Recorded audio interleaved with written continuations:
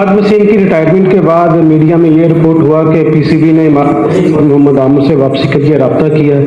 PCB की तरफ से ऑफिशियल अभी तक इस बारे में कोई चीज़ सामने नहीं है, क्या कहेंगे इस बारे में? देखें, मैंने आपको बताया कि एज ए टीम डायरेक्टर जब मुझे ये रोल मिला तो जो सेंट्रल कॉन्ट्रैक्टेड प्लेयर थे वो तो अवेलेबल हैं ही, लेकिन जो नॉन सेंट्रल कॉन्ट्रैक्टेड कुछ प्लेयर थे उनको मैंने खुद कॉल की। उसमें इमाद भी थे क्योंकि उन्होंने साइन नहीं किए थे। ही इज बीन ऑफर्ड, लेकिन उन्होंने साइन नहीं किए थे। तो मैंने उनको खुद कॉल की और उनसे मैंने उनको बताया कि मेरे प्लान में Pakistan as a team director आप मौजूद हैं और मैं ये चाहता हूँ कि आप पाकिस्तान क्रिकेट को सर्व करें और आप मुझे अपनी अवेलेबिलिटी दें, जिससे उनकी तरफ से ये था कि वो इसको सोच के बताएंगे। 2 दिन के बाद उन्होंने मुझे मैसेज किया कि he is not available for the New Zealand series.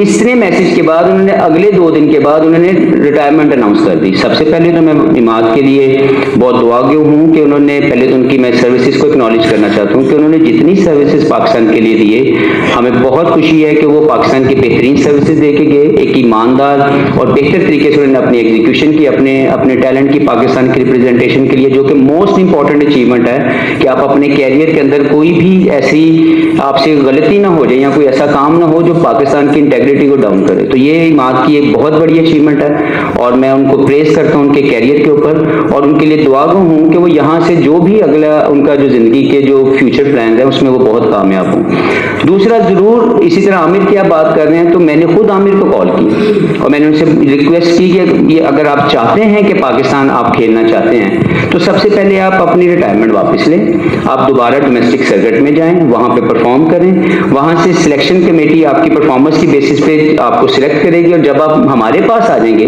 Pakistan team में तो आई अश्योर यू कि you will be given equal opportunity like others. कहीं पे भी कोई तकलीफ नहीं होने वाली। उन्होंने कहा, उन्होंने इसके ऊपर मुझे ये बोला कि ही ऑलरेडी मूव डाउन, उनकी लाइफ के अंदर जो भी उनके जिंदगी की जो प्रायोरिटीज हैं या जिनको उनको लगता है कि उनकी जिंदगी क्योंकि बदल चुकी है, पिछले कुछ अरसे में उन्होंने अपने लिए जो फैसले किए हैं उसी के मुताबिक चलना चाहते हैं, जो कि we all have to respect. अगर किसी इंडिविजुअल की अपनी जिंदगी के कोई फैसले हैं तो हमें उसको रिस्पेक्ट करने की जरूरत है। तो उन्होंने भी यही बोला कि वो अपने आप को इंटरनेशनल लीग्स में अपने आप को ज्यादा बेहतर वो समझते हैं कि वो ज्यादा रोल प्ले कर सकते हैं, वो दोबारा बैक टू स्क्रैच नहीं जाना चाहते। That is his obviously decision और हमें उसको रिस्पेक्ट करने की जरूरत है। तो मैंने बड़ा क्लियर मैसेज ये दो और इसके अलावा भी कुछ प्लेयर मुझे जो लगे कि उनको मैंने कॉल किया है और मैंने उनको बताया कि आप हमारे लिए फुल हमारे प्लान में हैं, लेकिन you have to get into the system, you have to perform in domestic cricket. आप अगर वहां पे अपने आप को अवेलेबल नहीं करेंगे तो आपको घर से बुला के पाकिस्तान की प्राइड नहीं मिलेगी। You need to get involve with the Pakistan cricket, you need to compete in the system. वहां से आप अपनी परफॉर्मेंसेज दें, सिलेक्टर आपके परफॉर्मेंसेज को जज करेंगे और उसकी बेसिस पे आपको सिलेक्ट किया जाएगा। तो मेरे as a team director plan के अंदर वेरी क्लियर ये चीज है और मैं सबको बताता जाऊं कि मैं हर एक बंदे को क्लियर कम्युनिकेट करूंगा। अगर उसकी कम्युनिकेशन का जवाब मेरे पास आएगा तो डेफिनेटली मैं उसको उसी के मुताबिक कंसीडर करूंगा। लेकिन अगर किसी की भी इंडिविजुअल जो है वो डिसीजन है तो वो उसका अपना इंडिविजुअल डिसीजन है, हमें सबको उसकी रिस्पेक्ट करनी चाहिए। हफीज, अभी आपने प्रेस कॉन्फ्रेंस के दौरान बारहा एक सवाल किया कि मॉडर्न क्रिकेट आप खिलाएंगे और उसी के ऊपर रख के मैचेस जो हमारे लड़के खेलेंगे। पहली तो चीज़ ये है कि इससे पहले अभी तक क्रिकेट में जो वो मॉडर्न क्रिकेट क्या नहीं खेली गई और अगर मॉडर्न क्रिकेट है तो वो क्या है। और एक छोटा सा सवाल ये है कि आपकी तीनों फील्ड जो है बॉलिंग, बैटिंग और फील्डिंग, उसमें आप किस हद तक अपनी टीम को फिट महसूस करते हैं? देखिए, मॉडर्न डे क्रिकेट कोई ऐसी गोली नहीं है जो आप खा लें तो आप मॉडर्न डे क्रिकेट आपके जिस्म के अंदर चली जाएगी। मॉडर्न डे क्रिकेट एक इंटेंट है, एक सोच है कि आपने डोमिनेटिंग पोजीशन के अंदर रह के क्रिकेट खेलनी है, आपने हेड ऑफ द गेम रह के क्रिकेट खेलने की कोशिश करनी है, आपने इंपैक्टफुल परफॉर्मेंस लेके आनी। परफॉर्मेंसेस तो सारे करते हैं लेकिन अगर उसका इंपैक्ट नहीं है तो वो मॉडर्न डे क्रिकेट नहीं है। तो मॉडर्न डे क्रिकेट में इंपैक्टफुल परफॉर्मेंस, अग्रेसिव माइंडसेट और हेड ऑफ द गेम रह के खेलने का जो कॉन्सेप्ट है उसके ऊपर क्रिकेट खेली जाएगी ताकि दूसरी टीम को आप तब बीट कर सकते हैं अगर आप उससे ज्यादा इंपैक्टफुल परफॉर्मेंसेस दें, अगर आप उससे ज्यादा अग्रेसिव माइंडसेट के साथ क्रिकेट खेलें, अगर आप उससे ज्यादा हेड ऑफ द गेम रह के परफॉर्मेंसेस दें। तो ये सिंपल सा एक मंत्रा है जो मॉडर्न डे क्रिकेट को मैं समझता हूं कि हमें अडॉप्ट करने की जरूरत है और एज ए टीम हमें अपने कंफर्ट जोन से बाहर आके वो जो टीम गोल है उसको अचीव करने के लिए अपनी परफॉर्मेंसेस लेके आनी है। तो इंशाल्लाह ताला team is looking forward for this challenge और आप सबको इंशाल्लाह ताला जो मॉडर्न डे क्रिकेट का कॉन्सेप्ट है वो आपको जरूर नजर आएगा कि पाकिस्तान क्रिकेट उसको खेलने की तरफ पहला कदम जरूर उठाएगा। हफीज, अभी आपने खासी बात की है डोमेस्टिक क्रिकेट के ऊपर। दो वाकयात हैं जिनमें दोनों में आप इन्वॉल्व हैं। पिछले 4 माह में जब से ये सेटअप आया है, पहले एक टेक्निकल कमेटी बनी जिसमें आप और मिसबा साहब थे, और उस टेक्निकल कमेटी के आने से पहले ये तय था कि रीजनल क्रिकेट और डिपार्टमेंटल क्रिकेट एक साथ होगी।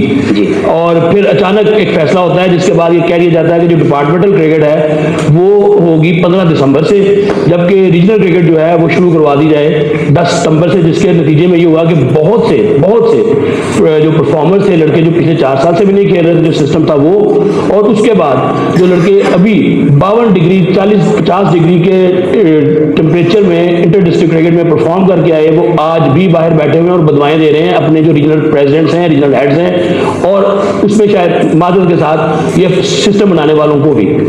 ठीक है, उसके बाद एक तो ये क्या जरूरत पेश आई। दूसरा अभी उसी का हिस्सा है। दूसरा अभी 10 दिन पहले एक वाकया हुआ कि T20 के लिए टीमें बननी थी, और उसके लिए क्योंकि पहले आप लोगों ने गेस्ट प्लेयर अलाउ किए, लोग guest player as a guest player खेल रहे थे मुख्तलिफ रीजन से, अचानक से वो सारे गेस्ट प्लेयर वापस चले गए, और जहां आप लोगों का दिल किया वो वहां गेस्ट प्लेयर अलाउ हुए हैं, जहां नहीं है। तो उसके बाद क्या हुआ कि वो टीमों का जो कॉम्बिनेशन खराब हो गया। फैसलाबाद की टीम बाहर होगी पहले रीजन से, लाहौर की एक टीम मुश्किल कार है। तो इसका कौन रिस्पॉन्सिबल है? जब आप लोग ही ये फैसला साजी में शामिल हैं, आपका दिल करता है इकट्ठा कर दे, आपको दिल करता है अलग कर दे, तो फिर कैसे डोमेस्टिक क्रिकेट ठीक होगी? और ये जो लोग हरी विकेट देके बाहर बैठ जाते हैं, खेलने वाले पहले 200 करते हैं, हरी विकेट देके बाहर बैठ जाते हैं, इसका किस तरह फैसला करेंगे आप? सारा कुछ डोमेस्टिक क्रिकेट के मुतालिक है। तो मैं पहले आपको बता दूं कि जब मैं टेक्निकल कमेटी का मेंबर था तो उस वक्त ही ये तय हो गया था कि डिपार्टमेंटल क्रिकेट अलग होगी और रीजनल क्रिकेट अलग होगी। रीजनल क्रिकेट के 10 जो रीजन्स हैं जो अंडर डेवलपमेंट में हैं, या वो अगर उस स्टैंडर्ड को मीट नहीं कर रहे, तो उनको नॉन फर्स्ट क्लास 4-डे क्रिकेट खिलाई जाएगी। और जो 8 जो रीजन्स हैं जो ऑलरेडी 2018 जब ये कॉन्स्टिट्यूशनल चेंजेस आई थी उसके मुताबिक वो ग्रेड 1 खेलेंगे।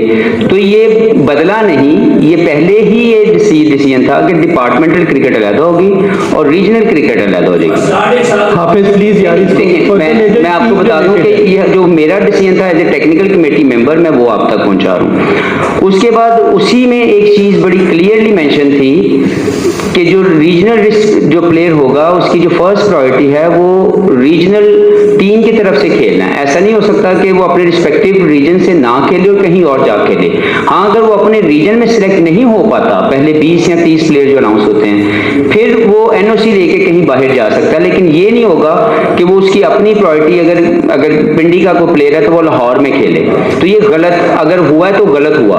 और इसके ऊपर जो है वो एक रिजर्वेशन थी मेरी भी जब मैं टेक्निकल कमेटी में था, कि हमने जब एक चीज तय की थी कि जो रीजनल प्लेयर है वो अपने रीजन की तरफ जब खेलेगा तो ज्यादा उसका एफिलिएशन होगी और ज्यादा फैंस के साथ उसकी जो जितने भी उस रीजन के फैन हैं वो चाहेंगे कि हमारा प्लेयर हमारी प्रोडक्ट हमारे रीजन में खेले। तो जब वो कहीं और गया था तो मैं उसके खिलाफ था, और अभी जब मैं वापस आया तो मैंने आके सबसे पहले जो 2-3 चीजें चेंज की। एक तो अंडर 19 क्रिकेट के जितने भी अंडर 19 प्लेयर्स हैं मैं उनसे गुजारिश करूंगा कि अपनी क्रिकेट के अंदर जो बेसिक्स ऑफ द गेम है उसके ऊपर ज्यादा ध्यान दें। उसमें 2-डे क्रिकेट 3-डे क्रिकेट ज्यादा से ज्यादा खेलने की अपॉर्चुनिटी हम क्रिएट करेंगे फॉर द डोमेस्टिक सीजन, ताकि जो अंडर 19 प्लेयर हैं उसके basics of the game solid होते जाएं। इसलिए उनको नेशनल T20 में से रोका गया, और वही चीज हम PSL में भी लेके जाएंगे कि जो भी अंडर 19 का प्लेयर है वो बेसिक्स ऑफ द गेम को पहले सीखे, और जब वो मैच्योर इनफ हो जाए मेंटली फिजिकली और बाय टैक्टिक्स, तो फिर वो जाके T20 क्रिकेट खेले। क्योंकि अनफॉर्चुनेटली पाकिस्तान की क्रिकेट में 16 साल का बच्चा जो है वो आउट ऑफ शेप क्रिकेट खेलने की कोशिश कर रहा है और 4 ओवर की प्रैक्टिस करता है। वो सोचते नहीं कि मैंने 20-25 ओवर की प्रैक्टिस अपने लिए करनी है। तो ये एक चेंज लेके आए हम जब मैं अभी आया कि एक अंडर 19 क्रिकेट को जो है हमने प्रमोट करना है रेड बॉल क्रिकेट या लंबी क्रिकेट की तरफ। और वो उसी सूरत में एक हमने क्लॉज उसमें ऐड किया था कि अगर कोई भी प्लेयर अंडर 19 अगर T20 क्रिकेट खेलना चाहता है तो उसकी बेसिक्स ऑफ द गेम के लिए उसने मिनिमम 10 फर्स्ट क्लास के मैच या 10 नॉन फर्स्ट क्लास जो क्रिकेट है उसके मैच उसने खेले हों, ताकि उसकी जो बेसिक्स ऑफ द गेम है थोड़ी उसके अंदर आई हो, फिर वो जाके एक्सपोज करे अपने आप को T20 क्रिकेट के अंदर। तो ये कुछ चीजें बदली हमने। बहुत ज़्यादा चीज़ें डोमेस्टिक सीजन में चेंज नहीं हो सकती थी, but I assure you one thing कि पाकिस्तान की डोमेस्टिक क्रिकेट को लेके we are very very serious कि पाकिस्तान की अगर डोमेस्टिक क्रिकेट में बेहतरी ना आई, अगर हमने राइट रिफॉर्म्स ना किए, राइट फैसिलिटेशन प्रोवाइड ना की, तो पाकिस्तान क्रिकेट की जो प्रोडक्ट है वो शायद अच्छी ना आए in coming 5 years to 10 years। इसलिए हमने सोचा और इंशाल्लाह इसमें मजीद जो है वो बेहतरी लेके आएंगे कि डोमेस्टिक क्रिकेट के अंदर जितनी भी फैसिलिटेशन है वो राइट वे में जो है वो इंडक्ट की जाए।